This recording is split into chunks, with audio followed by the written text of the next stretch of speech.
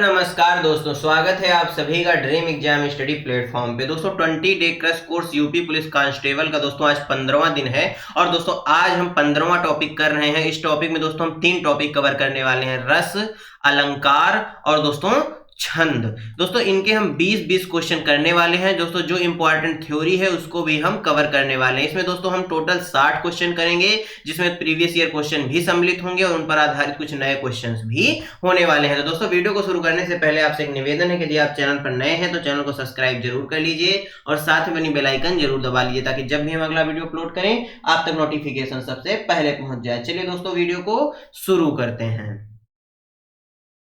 दोस्तों सबसे पहले हम रस के क्वेश्चन देखेंगे, तो आइए जान लेते हैं रस की परिभाषा क्या होती है। तो दोस्तों काव्य को पढ़ने, सुनने अथवा देखने में जिस आनंद की अनुभूति होती है उसे रस कहते हैं। दोस्तों मैं यहाँ पर लिखूंगा नहीं, लिखने में टाइम ज्यादा जाता है, हमें जल्दी से जल्दी टॉपिक को खत्म करना है। दोस्तों काव्य को पढ़ने, सुनने अथवा देखने में जिस आनंद की अनुभूति होती है उसे रस कहा जाता है, इसको याद रखिएगा। दोस्तों रस की निष्पत्ति क्या होती है? स्थायी भाव के साथ विभाव, अनुभाव और संचारी भावों के संयोग से रस की निष्पत्ति होती है या उत्पत्ति होती है, ये बात भी याद रखिएगा। दोस्तों रस के संबंध में भरत मुनि ने बताया। किसने बताया?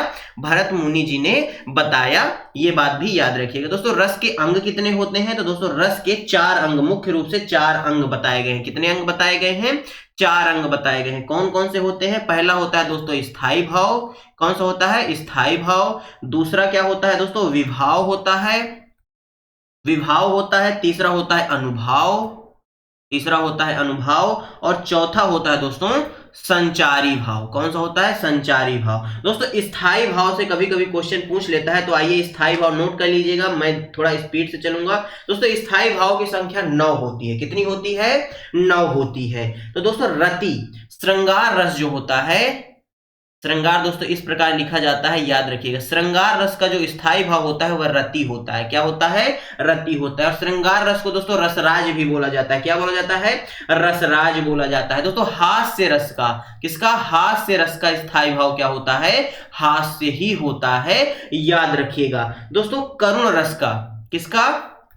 करुण रस का स्थायी भाव शोक होता है। क्या होता है? शोक होता है। दोस्तों रौद्र रस, कौन सा रस? रौद्र रस। रौद्र रस का स्थायी भाव क्या होता है? क्रोध होता है। क्या होता है?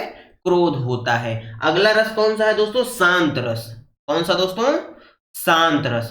शांत रस का स्थायी भाव क्या होता है दोस्तों? निर्वेद होता है। क्या होता है?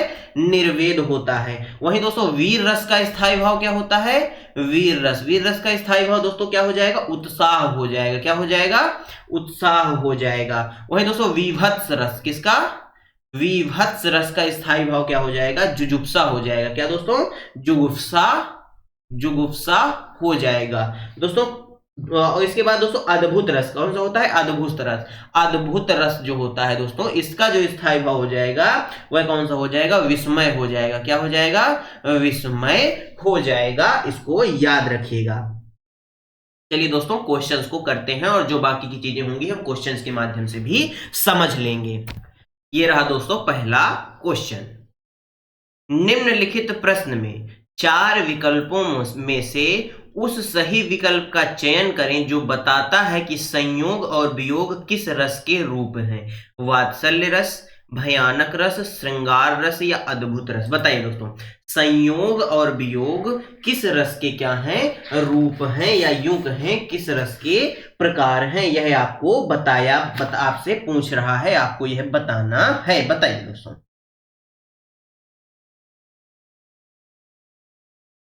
बताइए इस क्वेश्चन का जो सही आंसर क्या हो जाएगा। तो दोस्तों यह श्रृंगार रस के, किसके दोस्तों?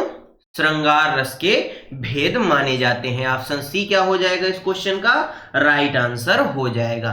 संयोग और जो वियोग है ये किस रस के अंतर्गत आते हैं? श्रृंगार रस के अंतर्गत आते हैं। दोस्तों श्रृंगार रस के बारे में थोड़ी चर्चा कर लेते हैं। दोस्तों नायक हो और नायिका हो, नायक और नायिका का रति भाव, विभाव, अनुभाव और संचारी भावों से पुष्ट होकर श्रृंगार रस की उत्पत्ति होती है। दोस्तों इसके दो प्रकार बताए गए हैं, संयोग श्रृंगार रस और वियोग श्रृंगार रस, जो आपसे इस क्वेश्चन में पूछा गया था। ऑप्शन सी राइट आंसर हो जाएगा। क्वेश्चन नंबर दूसरा दोस्तों, रति, हास, शोक, क्रोध तथा भय क्रमशः श्रृंगार, हास्य, करुण, रौद्र तथा भयानक रस के क्या हैं? अनुभाव हैं, विभाव हैं, स्थायी भाव हैं या संचारी भाव हैं? दोस्तों रति किसका होता है? श्रृंगार रस का होता है। हास्य किसका होता है? हास्य रस का होता है। शोक का क्या होता है? करुण होता है। क्रोध का रौद्र होता है। भय का दोस्तों भयानक होता है। तो ये दोस्तों क्या है? यह स्थायी भाव है, यानी ऑप्शन सी इस क्वेश्चन का क्या हो जाएगा? राइट आंसर हो जाएगा। नेक्स्ट क्वेश्चन देखते हैं। शब्दार्थों ते शरीर रस आत्मा, यह कथन इनमें से किसका है? शब्दार्थों ते शरीर रस आत्मा, यह भरत मुनि जी का है, राजशेखर का है, विश्वनाथ का है या भामा का है? बताइए। शब्दार्थों ते शरीर रस आत्मा, यानी जो शब्दों का शरीर है वह शब्दों का जो शरीर है या आत्मा है वह रस है। यह बात किसने कही थी? तो यह बात दोस्तों राजशेखर जी ने कही थी। किसने कही थी? राजशेखर जी ने कही थी, यानी ऑप्शन बी इस क्वेश्चन का क्या हो जाएगा? राइट आंसर हो जाएगा। Next question. वीर रस का स्थायी भाव क्या होगा? भय, क्रोध, उत्साह या विस्मय? दोस्तों विस्मय किसका होता है? बताइए। विस्मय दोस्तों होता है अद्भुत रस का। किसका होता है? अद्भुत रस का विस्मय होता है। क्रोध किसका होता है दोस्तों? क्रोध का बताइए। क्रोध दोस्तों रौद्र रस का होता है। किसका होता है? रौद्र रस का होता है। भय किसका होता है दोस्तों? बताइए। भय किसका होता है? भय दोस्तों भयानक रस का होता है। किसका? भयानक रस का होता है। किसका होता है दोस्तों? भय किसका होता है? भयानक रस का होता है। इस क्वेश्चन का सही आंसर दोस्तों क्या हो जाएगा? इस क्वेश्चन का जो सही आंसर है वह वीर रस का क्या हो जाएगा? उत्साह हो जाएगा। Option C right answer. Question number 5। शास्त्रकारों ने रस राज की उपाधि किस रस को प्रदान की है? अद्भुत रस को, करुण रस को, श्रृंगार रस को या वीर रस को? तो श्रृंगार रस को दोस्तों रसराज कहा जाता है। क्या कहा जाता है? रसराज कहा जाता है। ऑप्शन सी क्या हो जाएगा? राइट आंसर हो जाएगा। क्वेश्चन नंबर दोस्तों 6 की ओर बढ़ते हैं। जो भाव मन में केवल अल्पकाल तक संचरण करते चले जाते हैं उन्हें कहा जाता है विभाव, अनुभाव, संचारी भाव या स्थायी भाव? बताइए। जो भाव मन में केवल अल्पकाल तक संचरण करके चले जाते हैं, जो भाव मन में आते हैं और चले जाते हैं, कुछ समय बाद चले जाते हैं, उनको क्या कहा जाएगा? तो दोस्तों उसको संचारी भाव कहा जाएगा। क्या कहा जाएगा? संचारी भाव कहा जाएगा। नेक्स्ट क्वेश्चन दोस्तों। हिंदी के किस आचार्य ने छल नामक संचारी भाव को प्रचारित किया? रामचंद्र शुक्ल, डॉक्टर नगेंद्र, देव या भिखारी दास जी ने? बताइए। हिंदी के किस आचार्य ने छल नामक संचारी भाव को प्रचारित किया या दोस्तों प्रकट किया या बताया इसके बारे में? तो दोस्तों किन्होंने बताया? देव जी ने बताया। Option C right answer. Question number 8। विभाव के भेद हैं आश्रय और आलंबन, अनुभाव और संचारी भाव, आलंबन और उद्दीपन, आश्रय और उद्दीपन। बताइए दोस्तों विभाव के भेद कौन कौन से होते हैं? दोस्तों विभाव 2 प्रकार का होता है, आलंबन और उद्दीपन। ऑप्शन सी क्या होगा? करेक्ट आंसर हो जाएगा। Question number 9। भरत के रस सूत्र, यानी भरत मुनि जी की बात हो रही है, भरत के रस सूत्र में निहित संयोग का अर्थ भोज्य भोजक भाव तथा निष्पत्ति का अर्थ भुक्ति यानी आस्वाद की स्थापना किस व्याख्याकार ने की है? भट्ट लोलटक ने या श्री शंकुक ने, अभिनव गुप्त ने या भट्ट नायक ने? बताइए दोस्तों इस क्वेश्चन का जो सही आंसर है वह क्या हो जाएगा? इंपॉर्टेंट क्वेश्चन है आपकी परीक्षा की दृष्टि से और इससे हार्ड क्वेश्चन पूछेगा भी नहीं आपके एग्जाम में। तो दोस्तों भट्ट नायक जी ने की है। किसने? भट्ट नायक जी ने की है। Option D right answer. Question number दोस्तों 10। जो विषय वस्तु या परिस्थिति स्थायी भाव को उद्दीप्त करे अर्थात तेजी प्रदान करे उसे क्या कहते हैं? आलंबन विभाव, उद्दीपन विभाव, स्थायी भाव या अनुभाव? बताइए दोस्तों। जो विषय या वस्तु या परिस्थिति स्थायी भाव को दोस्तों उद्दीप्त करे अर्थात तेजी प्रदान करे, यानी दोस्तों एक कैटालिस्ट का काम करे, उद्दीपक का काम करे, तो दोस्तों उसे क्या कहा जाएगा? बताइए। तो दोस्तों उसे उद्दीपन विभाव कहा जाएगा। क्या कहा जाएगा? उद्दीपन विभाव कहा जाएगा। ऑप्शन बी राइट आंसर हो जाएगा। Question number 11। निम्न में से कौन सा सात्विक अनुभाव नहीं है? रोमांच, कंप, विषाद या प्रलय? बताइए। सात्विक अनुभाव कौन सा नहीं है?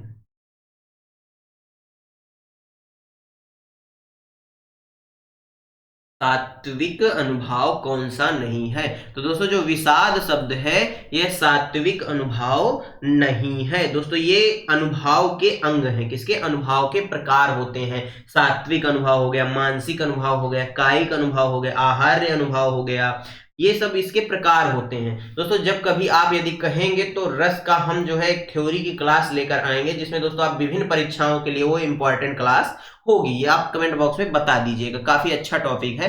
क्वेश्चन नंबर दोस्तों 12 देखते हैं।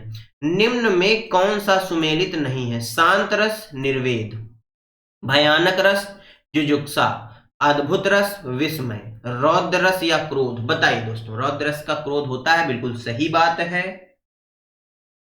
शांत रस का निर्वेद होता है, यह भी सही बात है।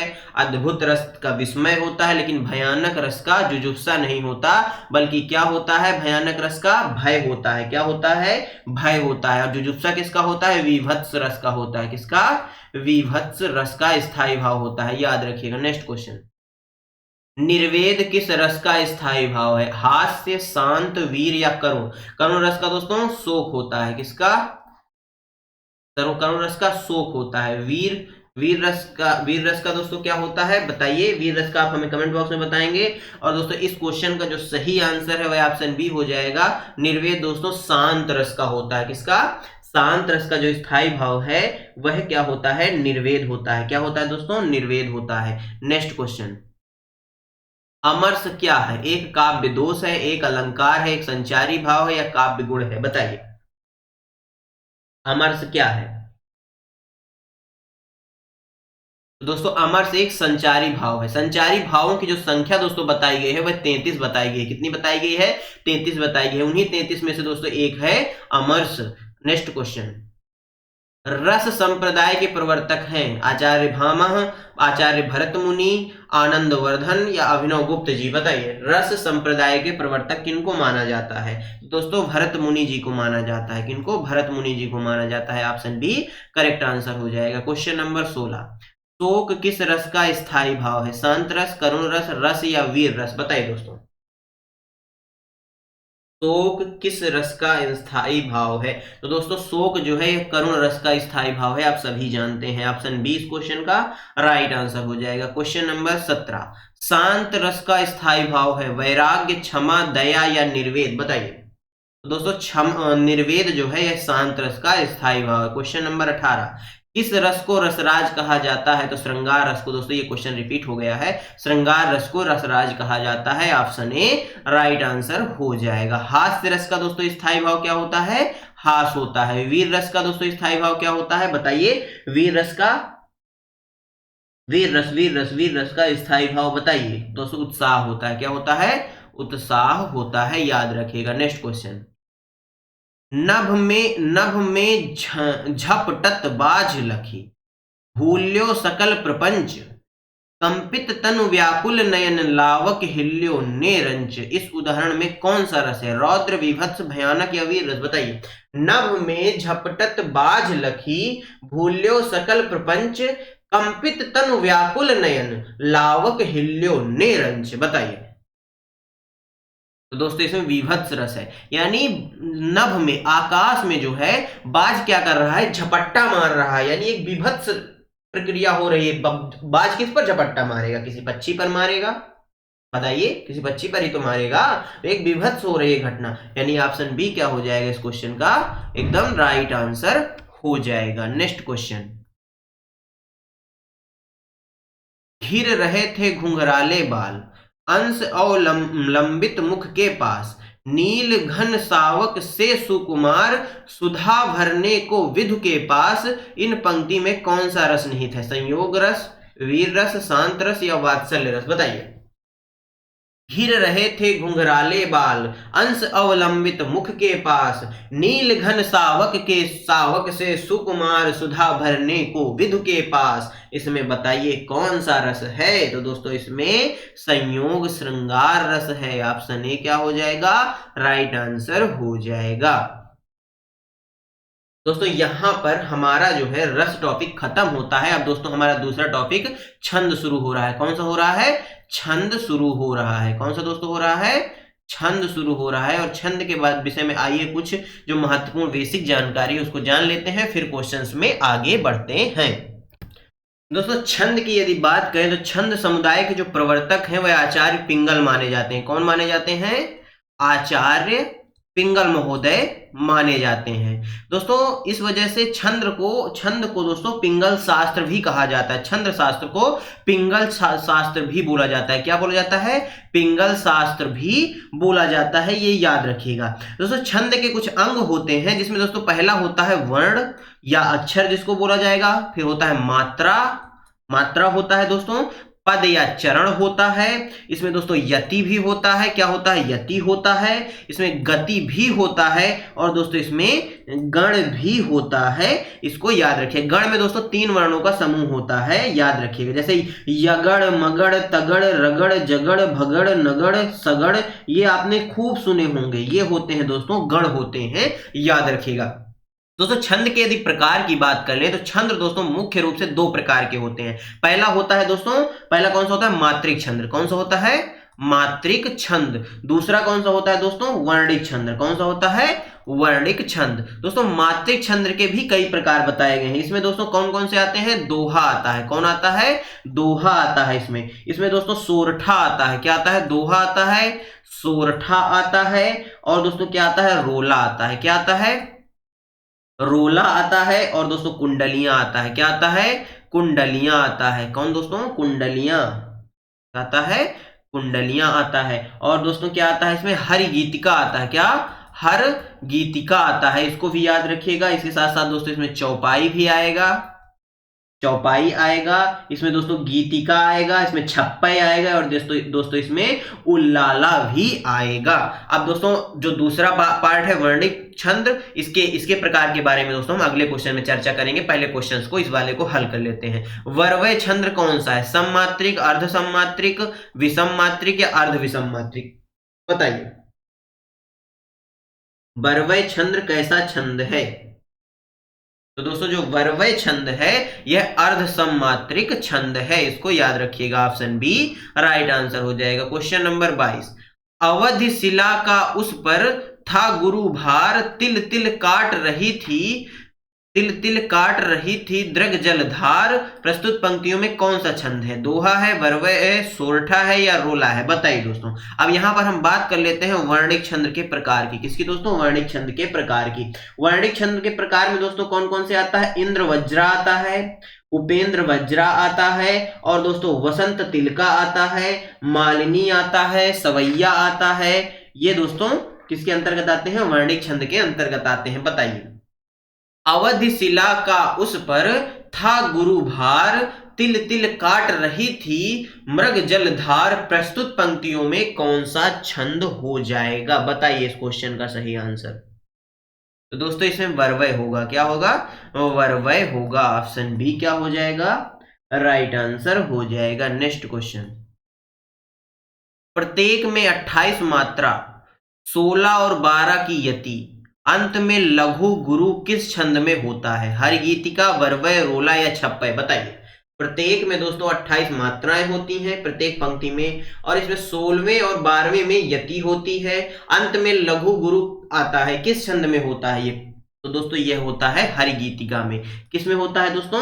हरि गीतिका में होता है। दोस्तों ये सब मात्राएं लगाना वगैरह इसके लिए दोस्तों बहुत टाइम चाहिए। दोस्तों अभी हम केवल रिवीजन के तौर पर इसको कर रहे हैं। कभी दोस्तों आप यदि कहेंगे तो हम इनकी अलग अलग एक वीडियो आधे घंटे की बना देंगे जिसमें आपको सब चीजें समझ में आ जाएंगी, समझा देंगे। इस क्वेश्चन का सही आंसर ऑप्शन ए हो जाएगा। क्वेश्चन नंबर 24, दामिनी दमक रह ना घन माही, खल के प्रीत जहां जगह घिर नाही, प्रस्तुत पंक्तियों में कौन सा छंद है? दोहा, सोरठा, चौपाई या सवैया? बताइए।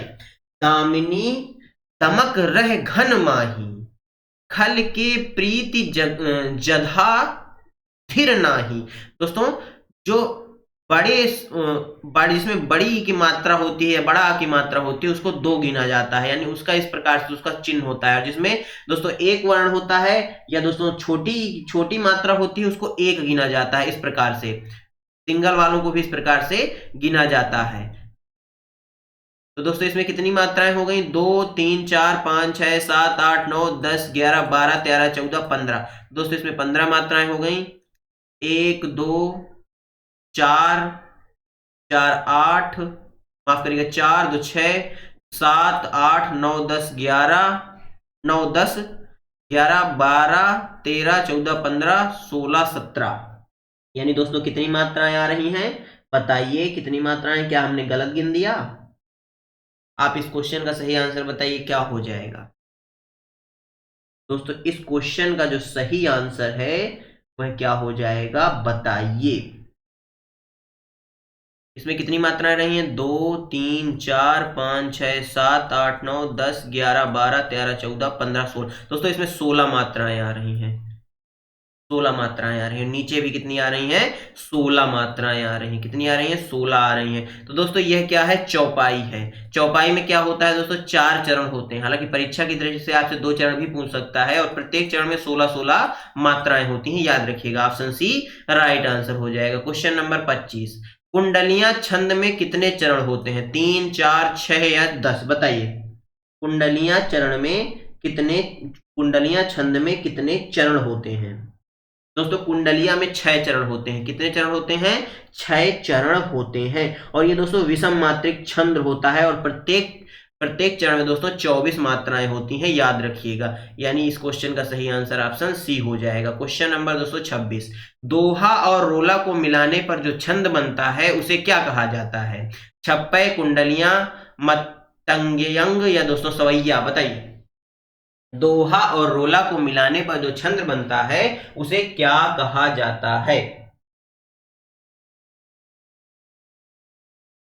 तो दोस्तों उसको क्या कहा जाता है? उसको कुंडली कहा जाता है, यानी कुंडलियां कहा जाता है।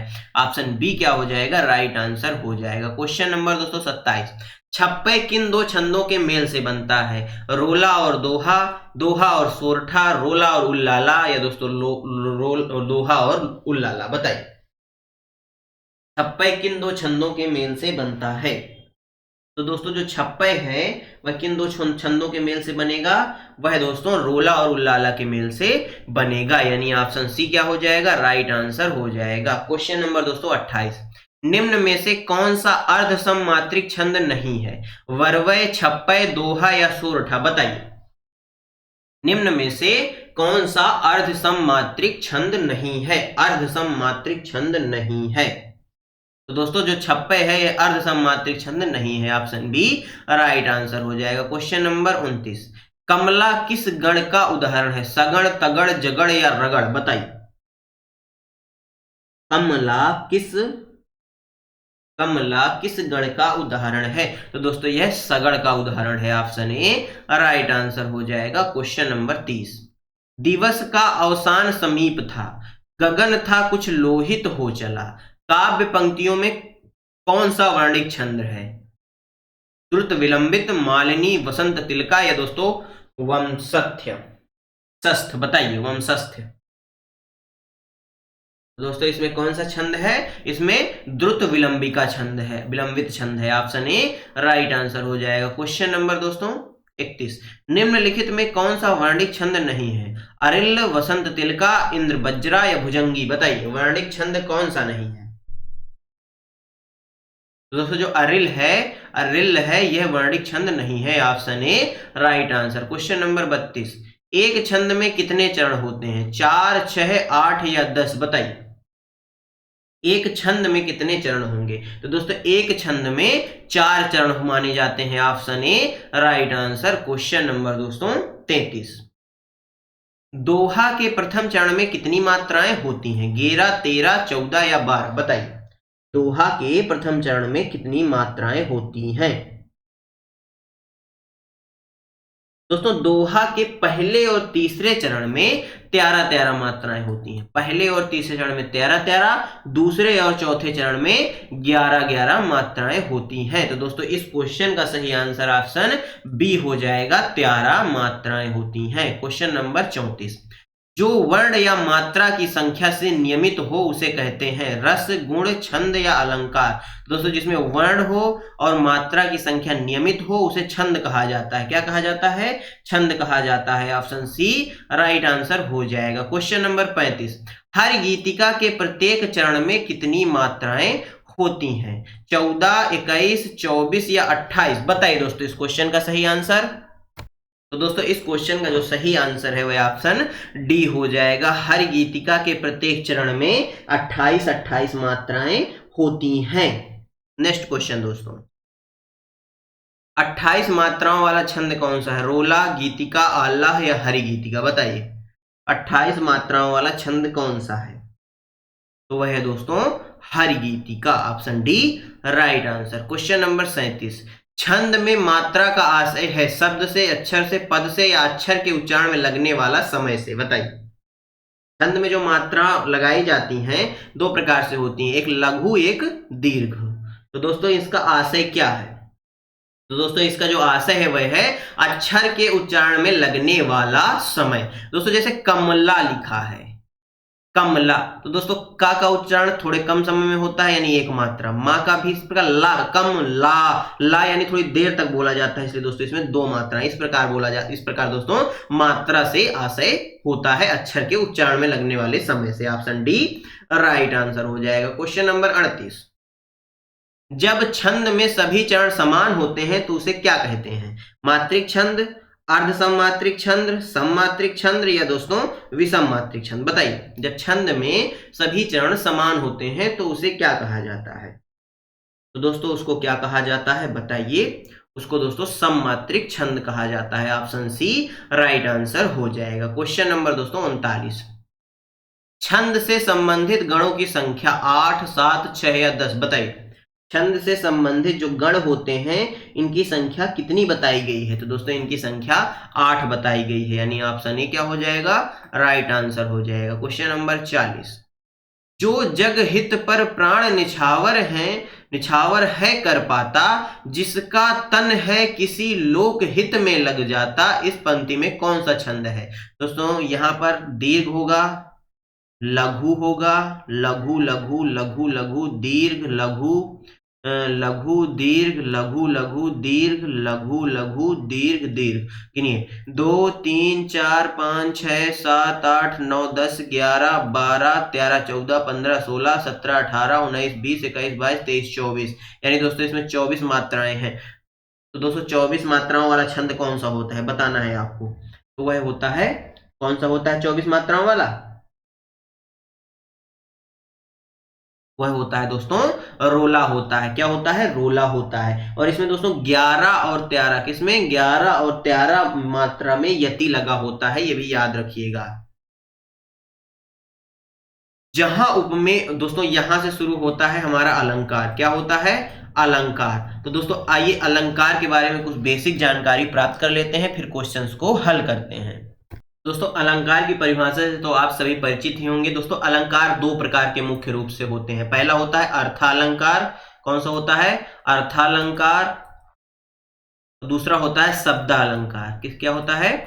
शब्दालंकार होता है। दोस्तों जो हमारा शब्दालंकार होता है इसमें दोस्तों कौन कौन से आते हैं? इसके अंतर्गत दोस्तों अनुप्रास आता है, यमक आता है, श्लेष आता है, दोस्तों वक्रोक्ति अलंकार आता है। दोस्तों वक्रोक्ति के भी दो भेद बताए गए हैं, श्लेष वक्रोक्ति और काकु वक्रोक्ति। इसी प्रकार दोस्तों अनुप्रास अलंकार के तीन भेद बताए गए हैं, लोटानुप्रास, श्रुत्वानुप्रास और छेकानुप्रास। दोस्तों माफ करिएगा, तीन नहीं 5 भेद बताए गए हैं। चौथा है अत्यानुप्रास और पांचवा है वृत्त्यानुप्रास। इस बात को याद रखिएगा। आइए क्वेश्चंस को करते हैं, फिर आगे जो अलंकार आते जाएंगे उनके बारे में थोड़ा थोड़ा हम डिस्कस भी करते चलेंगे। जहां उपमेय और उपमान वाक्यों के अर्थ में भिन्नता होते हुए भी उनमें समानता की कल्पना की जाती है, वहां पर कौन सा अलंकार होता है? दृष्टांत, निदर्शना, प्रतिवस्तुत्मा या अर्थांतरन्यास, बताइए दोस्तों वहां पर कौन सा होता है, बताइए, थोड़ा जल्दी कीजिए दोस्तों, बताइए इस क्वेश्चन का सही आंसर क्या हो जाए। दोस्तों इस क्वेश्चन का जो सही आंसर है वह निदर्शना हो जाएगा, ऑप्शन बी राइट आंसर हो जाएगा। क्वेश्चन नंबर 42, कहाँ कवि वेन व्याल की चुराई लीनी, इस पंक्ति में कौन सा अलंकार है, यमक अलंकार, श्लेष, उत्प्रेक्षा, रूपक। कहाँ कवि बेन व्याल की चुराई लीनी, इस पंक्ति में कौन सा अलंकार है, बताइए। तो दोस्तों इसमें कौन सा अलंकार है, इसमें यमक अलंकार है। कौन सा, यमक अलंकार है, ऑप्शन ए राइट आंसर हो जाएगा। क्वेश्चन नंबर 243, राम कथा सुंदर करतारी, संशय विहग उड़ावन हारी, इस पंक्ति में कौन सा अलंकार है, उपमा, रूपक, अतिशयोक्ति या अपहुत्य, बताइए। तो दोस्तों इसमें रूपक अलंकार है। कौन सा अलंकार है, रूपक अलंकार है। कौन सा दोस्तों, रूपक अलंकार है। दोस्तों रूपक अलंकार की परिभाषा क्या होती है, जब किसी एक वस्तु को दूसरे वस्तु का रूप दे दिया जाए तो वहां पर रूपक अलंकार होता है। इसमें उपमा, उपमेय और उपमेय जो होता है वह उपमान का रूप ले लेता है। जैसे दोस्तों इसका एक उदाहरण और है, चरण कमल बंदौ रघुराई। उसी प्रकार दोस्तों राम कथा सुंदर करतारी, संशय विहग उड़ावन हारी, यानी राम कथा इतनी सुंदर है जैसे कोई पक्षी को, किसी पक्षी को उड़ाया जा रहा है, यानी इस प्रकार से इसमें तुलना की गई है। ऑप्शन बी क्या हो जाएगा, राइट आंसर हो जाएगा। क्वेश्चन नंबर 44, विभावना अलंकार का लक्षण है, एक कार्य के अनेक कारण होना, बिना कारण के कार्य की सिद्धि, कारण होने पर भी कार्य की सिद्धि न होना, कारण नहीं कार्य नहीं, बताइए। विभावना अलंकार का क्या लक्षण है दोस्तों, विभावना अलंकार का क्या लक्षण है, बिना कारण के कार्य की सिद्धि होना। ऑप्शन बी क्या हो जाएगा, राइट आंसर हो जाएगा। क्वेश्चन नंबर 45, कारण के अभाव में कार्य की उत्पत्ति होना किस अलंकार का परिचायक है, श्लेष, विरोधाभास, विभावना या दोस्तों विशेषोक्ति। कारण के अभाव में कार्य की उत्पत्ति होना किस अलंकार का परिचायक है, तो दोस्तों किसका है, विभावना का है। ऑप्शन सी क्या हो जाएगा, राइट आंसर हो जाएगा। क्वेश्चन नंबर 46, जहां स्वयं अपना उपमान हो वहां अलंकार है, उपमेय, उपमा, मलोपमा, व्यतिरेक, अनन्वय, बताइए। जहां स्वयं अपना उपमान हो वहां कौन सा अलंकार होता है, तो दोस्तों वहां पर अनन्वय अलंकार होता है। कौन सा होता है, अनन्वय अलंकार होता है। Option D right answer. Question number दोस्तों 47, जिस धर्म साम्य को आधार बनाकर उपमेय उपमान में एकता स्थापित की जाती है उसे कहते हैं साधारण धर्म, वाचक, उपमान या उपमेय, बताइए। जिस धर्म साम्य को आधार बनाकर उपमेय उपमान में एकता स्थापित की जाती है उसे क्या कहा जाता है, तो दोस्तों उसको साधारण धर्म कहा जाता है। ये दोस्तों सभी अलंकार के अंतर्गत चीजें आती हैं, जब कभी अलंकार का आप टॉपिक पढ़ेंगे तब आपको पता चलेगा। जल्दी हम दोस्तों करवा देंगे एक वीडियो जिसमें पूरा अलंकार, एक एक दोस्तों उसके पार्ट होंगे, एक एक भाग होगा, उदाहरण भी होंगे, सभी चीजें होंगी। इस क्वेश्चन का सही आंसर ऑप्शन ए हो जाएगा। क्वेश्चन नंबर दोस्तों 48, उपमा अलंकार में उप का क्या अर्थ है, दोस्तों उपमा अलंकार में उप का क्या अर्थ है, तौलना, ऊपर, बादल या समीप, बताइए। उप का क्या अर्थ है दोस्तों, उप का क्या अर्थ है, समीप। ऑप्शन डी क्या हो जाएगा, राइट आंसर हो जाएगा।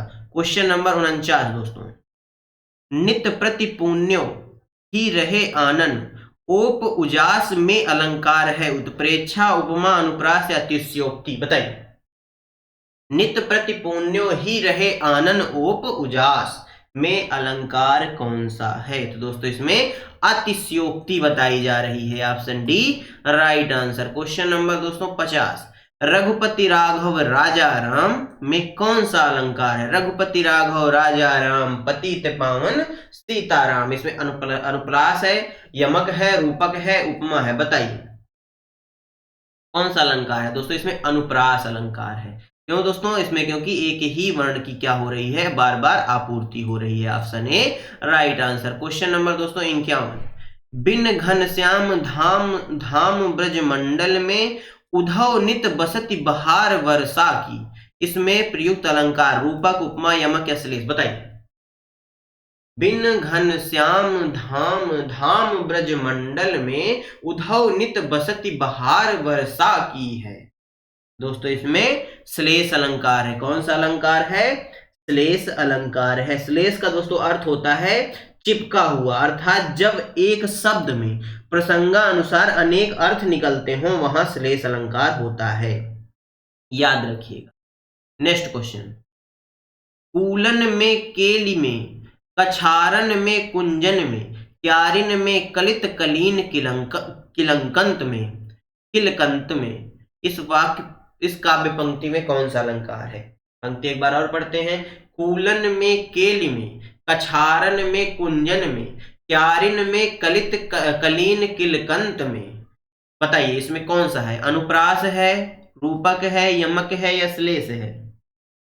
यहां पर दोस्तों का शब्द की, का वर्ण की बार बार आपूर्ति हो रही है, यानी यहां पर अनुप्रास अलंकार है। नेक्स्ट क्वेश्चन, माला फेरत जुग भया, फिरा न मन का फेर, कर का मन का डारी दे, मन का मन का फेर। इस दोहे में कौन सा अलंकार है? रूपक, अनुप्रास, उपमा या यमक? दोस्तों इसमें जब एक शब्द दो या इससे अधिक बार आए किंतु दोस्तों उनका अर्थ क्या होता है? अलग अलग होता है। दोस्तों यहां पर मन का फेर, शब्द एक ही है लेकिन दोस्तों यहां पर अर्थ अलग अलग है, इसलिए दोस्तों इसमें यमक अलंकार हो जाएगा। ऑप्शन डी राइट आंसर हो जाएगा। क्वेश्चन नंबर 54, उदित उदय गिरि मंच पर, रघुवर बाल पतंग, विकसे संत सरोज सब, हर्षे लोचन भृंग। उपयुक्त पंक्तियों में कौन सा अलंकार है? उपमा, उत्प्रेक्षा, दृष्टांत या रूपक? बताइए कौन सा अलंकार हो जाएगा? दोस्तों इसमें रूपक अलंकार है। कौन सा अलंकार है? रूपक अलंकार है। क्वेश्चन नंबर 55, तरिन तनुजा तट तमाल, तरुवर बहु छाए, झुके कूल सो जल परसन मनहु सुहाए। इस कविता की दूसरी पंक्ति में कौन सा अलंकार है? यानी झुके कूल सो जल परसन मनहु सुहाए। जहां दोस्तों मनु मानो जनु जानो जैसे शब्द आते हैं वहां पर दोस्तों कौन सा अलंकार होता है? क्या अनुप्रास होता है, क्या रूपक होता है, क्या यमक होता है, क्या उत्प्रेक्षा होता है? बताइए क्वेश्चन का सही आंसर बताइए क्या हो जाएगा? तरनि तनुजा तट तमाल, तरुवर बहु छाए, झुके कूल सो जल परसन मनहु सुहाए। दोस्तों इसमें देखा जाए तो पहली पंक्ति में अनुप्रास अलंकार है लेकिन दूसरी पंक्ति में उत्प्रेक्षा अलंकार भी है। तो दोस्तों इसमें दूसरी पंक्ति में पूछा है तो यहां पर उत्प्रेक्षा अलंकार होगा। ऑप्शन डी राइट आंसर हो जाएगा। नेक्स्ट क्वेश्चन, बाधा था विधि को किसने, बांधा था विधि को किसने, इन काली जंजीरों से मणि वाले, दोस्तों गड़ी नहीं होता, मणि वाले फणियों का मुख क्यों भरा हुआ है हीरों से। बांधा था विधि को किसने, इन काली जंजीरों से मणि वाले फणियों का मुख क्यों भरा है हीरों से। बताइए अनुप्रास, श्लेष, यमक या अतिशयोक्ति? बताइए यहां पर दोस्तों अतिशयोक्ति बताई जा रही है। Option D right answer. Question number 57, नाक का मोती अधर की कांति से, बीज दाड़िम का समझकर भ्रांति से, देख कर सहसा हुआ शक मौन है, सोचता है अन्य सुख यह कौन है। प्रस्तुत पंक्तियों में कौन सा अलंकार है? नाक का मोती अधर की कांति से, बीज दाड़िम का समझकर भ्रांति से, देख कर सहसा हुआ सुख मौन है, सोचता है अन्य सुख यह कौन है। प्रस्तुत पंक्तियों में कौन सा अलंकार है? तो दोस्तों इसमें कौन सा अलंकार है? इसमें भ्रांतिमान अलंकार है। Option A right answer. Question number 58, वर्णों की आवृत्ति इनमें से किस अलंकार में होती है? दोस्तों अनुप्रास अलंकार में होती है। ऑप्शन सी राइट आंसर हो जाएगा। क्वेश्चन नंबर दोस्तों 59, अलंकार के संदर्भ में इनमें से कौन सा कथन सही है? तात्पर्य मात्र के भेद से अर्थ, शब्द और अर्थ दोनों की पुनरावृत्ति को लाटानुप्रास कहते हैं। श्लिष्ट पदों में अनेक अर्थों का कथन श्लेष अलंकार होता है। भिन्नार्थ अर्थात निरर्थक स्वर व्यंजन समुदाय की आवृत्ति को यमक अलंकार कहते हैं। उपयुक्त सभी बताइए। तो दोस्तों उपयुक्त सभी कथन सही हैं। Option D right answer. Question number 60, Ram का मुख चंद्रमा के समान सुंदर है। रूपक, यमक, अन्योक्ति या उपमा, बताइए। यहाँ पर दोस्तों उपमा, तुलना की जा रही है, यानी ऑप्शन डी क्या हो जाएगा, राइट आंसर हो जाएगा। दोस्तों धन्यवाद आप सभी का हमारे साथ बने रहने के लिए। दोस्तों आज यह वीडियो आपको कैसा लगा कमेंट बॉक्स में जरूर बताइएगा। दोस्तों आज 3 महत्वपूर्ण टॉपिक को हमने कवर कर लिया है। यदि वीडियो अच्छा लगा हो तो वीडियो को लाइक कर दीजिए, अपने दोस्तों के साथ शेयर कर दीजिए, और यदि आप चैनल पर नए हैं तो चैनल को सब्सक्राइब जरूर कर लीजिएगा। साथ में बेल आइकन जरूर दबा लीजिए ताकि जब भी हम अगला वीडियो अपलोड करें आप तक नोटिफिकेशन सबसे पहले पहुंच जाए। चलिए मिलते हैं आपसे अगले वीडियो में, तब तक के लिए जय हिंद, जय भारत। अपना और अपनों का ख्याल रखिए, सभी का सम्मान करिए। धन्यवाद दोस्तों।